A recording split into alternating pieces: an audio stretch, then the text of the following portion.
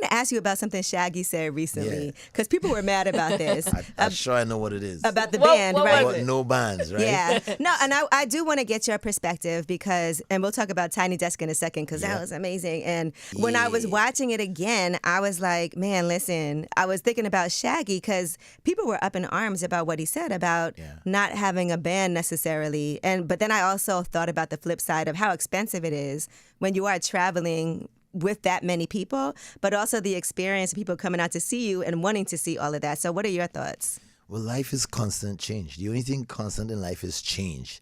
And what might be happening on this side of the planet, we might be getting the moon right now, but some other side of the planet is getting the sun. So you have to look at the waves that is happening with Caribbean music.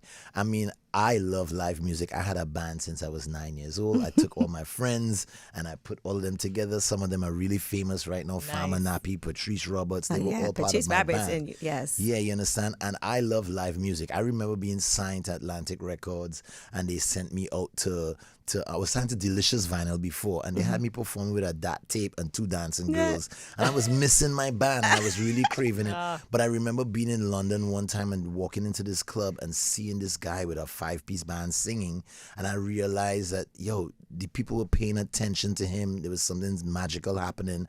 I went back home, and I had to reconstruct the idea of a Caribbean band because we had horns, 3 horn players, 2 background singers. We had like 15 people on stage. And I started the Ecstatic 5.0, which I copied from the Jamaican 5-piece band. Drums, Ecstatic bass, 5.0. guitar. Yeah, and we had that band. So it kept changing. And then we had to bring in Ableton and we had to change. Now, people are cutting shows like Vibes Cartel with just the DJ, and people are seeing the economics of it. The concert economics is changing. So some people might choose no band and just do tracks. But I think you have to adjust it. If you can carry a drummer, a live bass player, a guitarist, you do that. But we have really, some elements. Yeah. Okay. Anytime you have live elements, it's always better. I love my live shows better because I could talk to the audience and I could manipulate the show while it's happening. I use a lot of technology, but we use it in a way that we're not being driven by the technology. The technology could follow us.